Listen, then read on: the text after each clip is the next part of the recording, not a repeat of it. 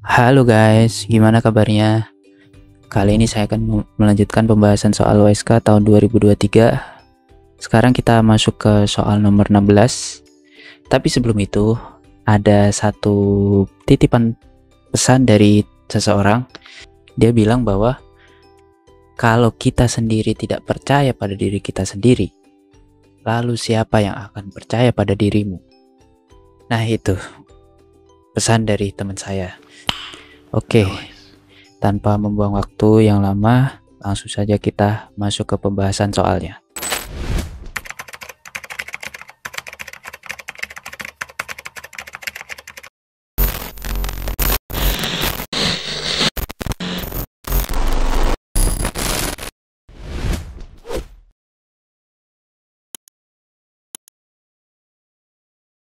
Kemudian soal nomor 16, padatan natrium hidrida sebanyak 5,52 gram dilarutkan dengan air, dihasilkan larutan sebanyak 2,8 liter.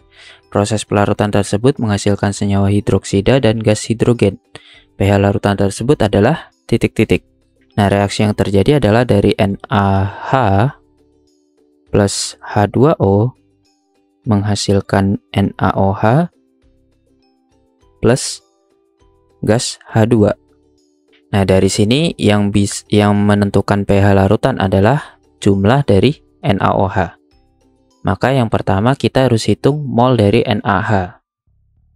Mol dari NaH sama dengan massa dibagi mR-nya. Massa dari NaH 5,52 gram dibagi mR NaH.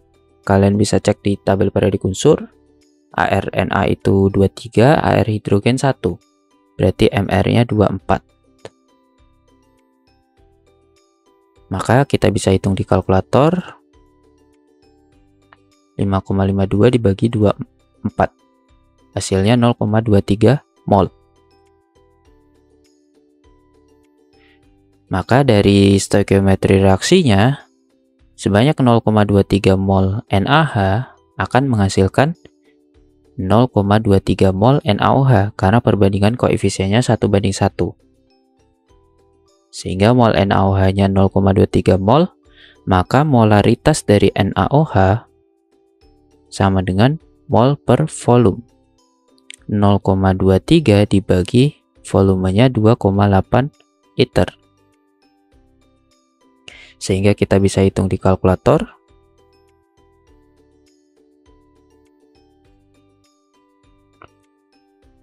Molaritasnya 0,0821.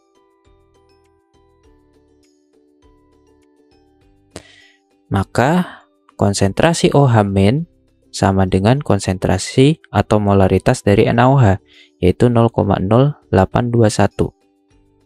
Sehingga pH larutan bisa kita hitung sama dengan 14 plus log konsentrasi OH-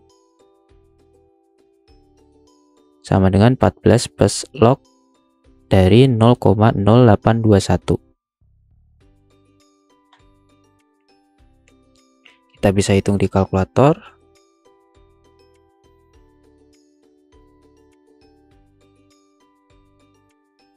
Hasilnya 12,91.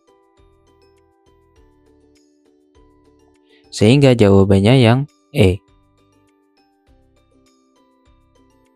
Kemudian soal nomor 17, bila padatan kalium hidroksida sebanyak 0,056 gram ditambahkan ke dalam 500 ml larutan buffer asetat 0,05 molar yang memiliki pH 5, maka pH larutan buffer berubah menjadi titik-titik. Nah, pertama teman-teman harus cari berapa perbandingan jumlah senyawa asam dengan senyawa basa konjugasi pada larutan buffer ini. Diketahui pH larutan buffernya awalnya adalah pH 5. Molaritas buffer asetatnya 0,05 molar dengan volume 500 ml. Nah, ini artinya molaritas total ya. Maka kita bisa hitung mol total dari asam dan basa konjugasi itu sama dengan molaritas kali volumenya 0,05 dikali volumenya kita ubah dulu ke mililiter. Berarti sama dengan 0,5. Sorry, volumenya kita ubah dulu jadi liter ya, bukan mililiter. Jadi dibagi 1000, jadinya 0,5 liter. Nah, berarti mol total asam dengan basa konjugasinya adalah 0,025 mol. Nah, dari sini kita gunakan rumus buffer asam. H+ sama dengan Ka kali mol asamnya, saya tulis sebagai Ha saja biar gampang. Jadi mol Ha dibagi mol basa konjugasinya mol dari A-. Konsentrasi H+-nya nilainya 10 pangkat minus dari pH, berarti 10 pangkat minus 5. Ka-nya 1,8 kali 10 pangkat min 5 kali mol Ha per mol A-. Maka dari sini kita akan dapat mol Ha dibanding mol A- itu sama dengan 1/1,8. Atau dengan kata lain, mol A- sama dengan 1,8 kali mol Ha. Nah, jika mol totalnya itu 0,025, berarti kan mol Ha ditambah mol A- itu sama dengan 0,025. Di mana mol A-nya sama dengan 1,8 kali mol Ha, sama dengan 0,025.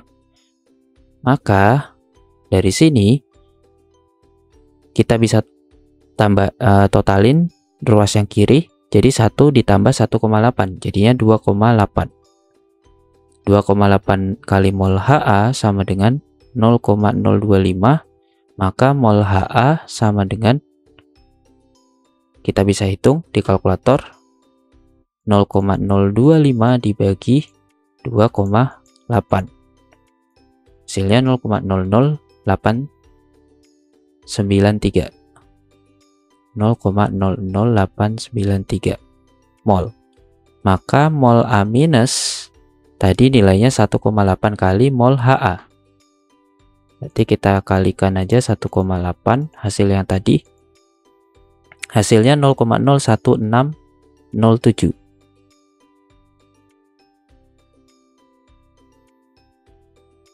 mol. Nah, maka dari sini kita bisa tuliskan reaksi yang terjadi ketika ditambahkan kalium hidroksida atau KOH. Pertama, kita hitung dulu mol dari KOH. Sama dengan massa dibagi MR, 0,056 dibagi MR KOH 56,1. Maka hasilnya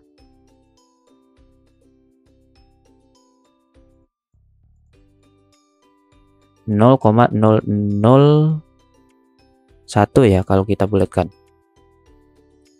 0,001 mol. Maka dari sini kita bisa tulis reaksinya. KOH karena senyawa basah, maka dia bereaksi dengan spesies asam. Jadi KOH plus Ha jadinya Ka plus H2O. Di mana Ka ini sama saja seperti spesies A- ya. Nah, kita bisa tuliskan mula-mula reaksi sisa. Ha awalnya 0,00893. KOH-nya 0,001. Maka di sini yang menjadi reaksi pembatas KOH. KOH-nya habis.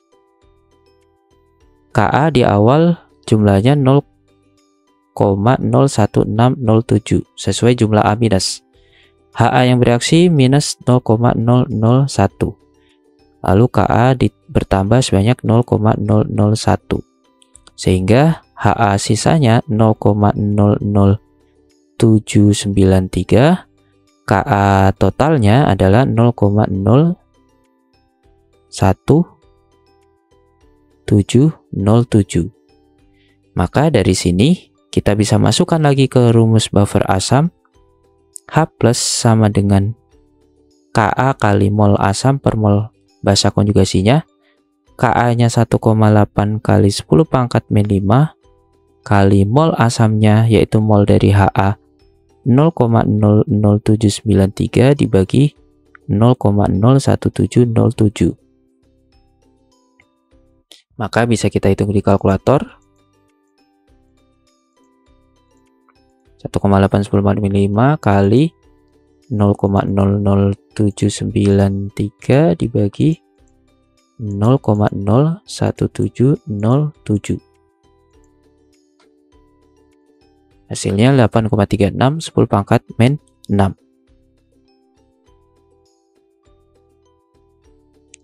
Maka pH larutannya sama dengan minus log dari konsentrasi H+, yaitu 8,36 kali 10 pangkat min 6. Hasilnya sama dengan berarti minus log dari 8,36 kali 10 pangkat min 6 sama dengan 5,08. Nah, sehingga jawabannya yang D. Nah, kemudian soal nomor 18. Hidrogen peroksida merupakan salah satu bahan yang digunakan pada pembuatan larutan disinfektan.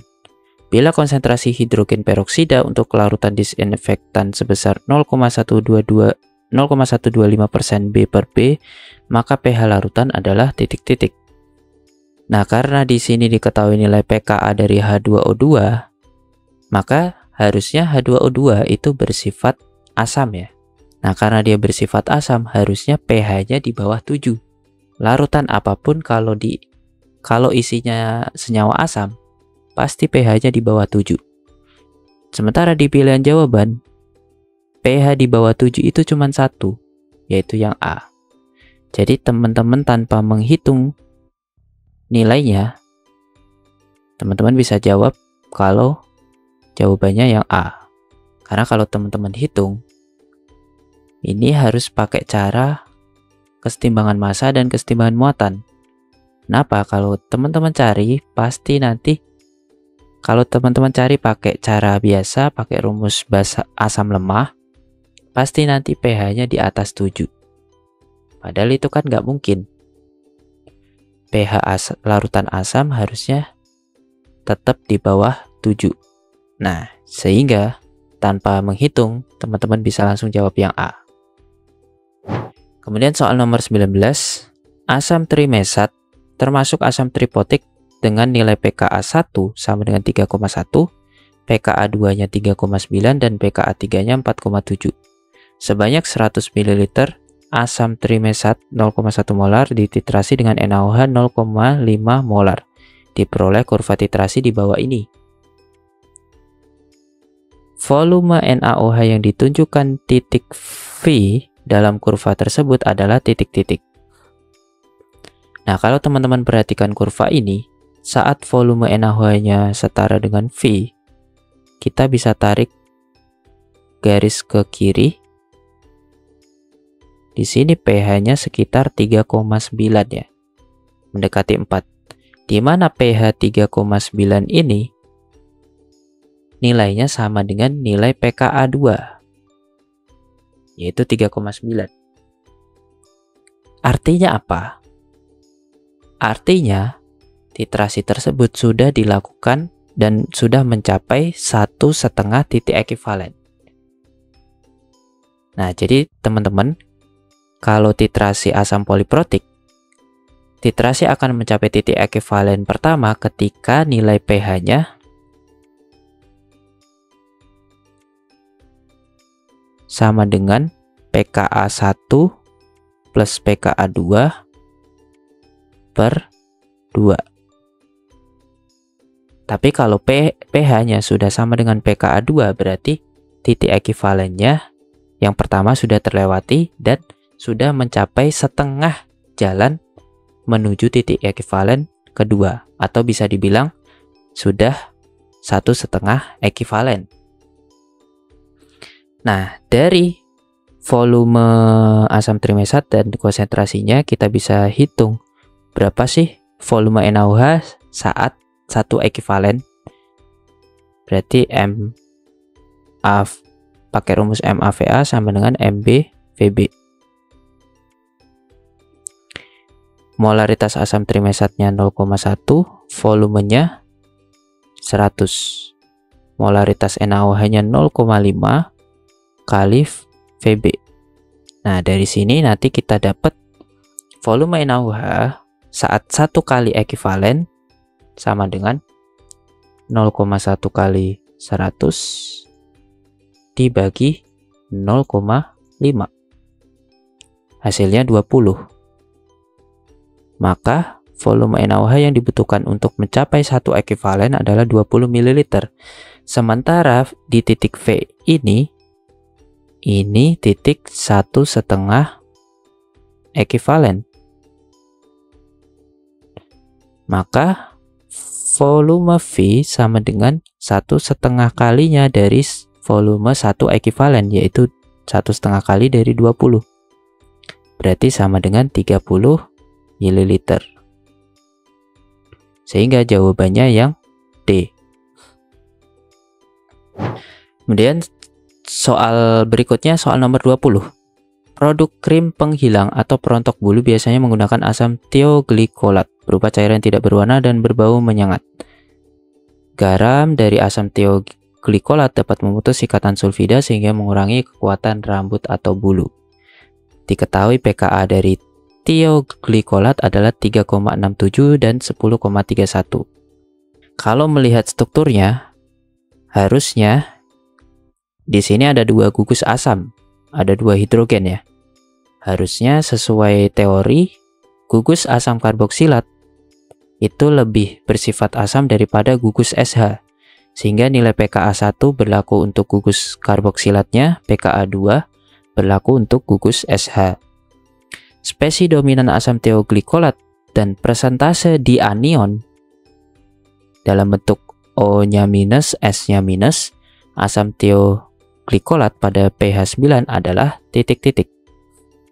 Kalau melihat nilai pH 9, kita harus tentukan apakah pH 9 ini sudah melewati ekivalen 1 atau belum. Nah, cara menghitung pH ekivalen 1 seperti rumus yang saya jelaskan di soal sebelumnya. pH sama ekivalen 1 sama dengan pKa 1 plus pKa 2 dibagi 2. pKa 1-nya 3,67 plus 10,31 dibagi 2. Maka kita bisa hitung di kalkulator. 3,67 plus 10,31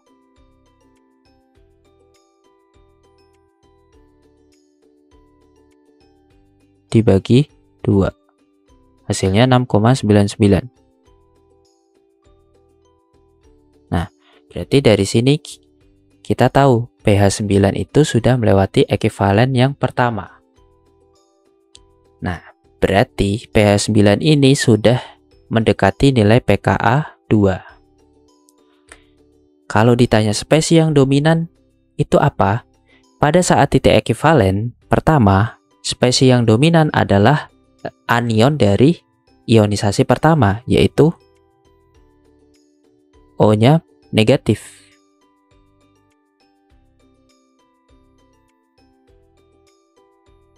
S-nya masih bentuk SH. Tapi saat melewati, jadi saat setelah ekivalen 1 sampai nilai pH sama dengan pKa 2, itu spesi yang masih dominan adalah spesi ini. Tapi setelah melewati nilai pKa 2 di atas 10,31 pH-nya, nanti spesi dominannya adalah spesi anion dari ionisasi kedua. Sehingga jawaban spesi dominan adalah senyawa ini di pH 9.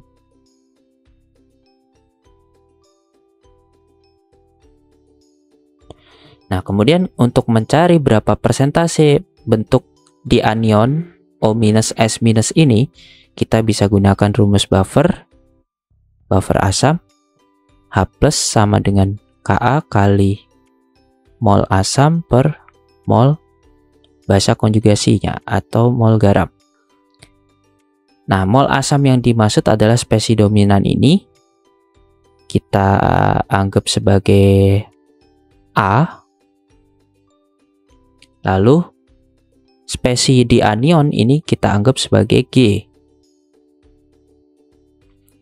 Nah, pada pH 9 maka konsentrasi H plusnya 10 pangkat minus pH yaitu 10 pangkat minus 9. Ka yang kedua yaitu 10,31 pKa-nya.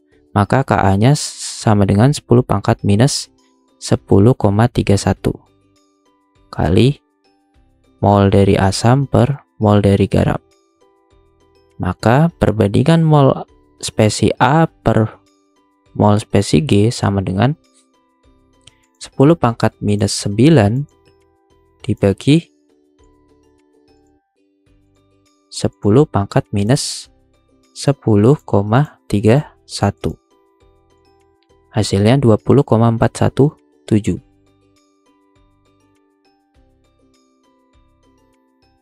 Nah, ini perbandingan mol asam terhadap mol garam. Yang ditanya berapa persen bentuk G. Berarti mol G per mol A plus mol G kali 100. Kita anggap saja mol G-nya 1, maka mol A-nya 20,417. Berarti mol G-nya 1, mol A-nya 20,417 plus 1 kali 100. Sehingga hasilnya 1 dibagi 20,417 plus 1 kali 100 hasilnya 4,67%, atau bisa kita bulatkan jadi 4,7. Sehingga jawaban untuk soal nomor 20 adalah jawaban yang A. Oke teman-teman, mungkin sampai di sini pembahasan soal OSK tahun 2023. Mungkin untuk pembahasan soal berikutnya akan saya bahas di video selanjutnya. Sampai ketemu lagi di pembahasan video selanjutnya. Jangan lupa like video ini, subscribe channel saya, share videonya jika bermanfaat. Sampai jumpa lagi di video selanjutnya.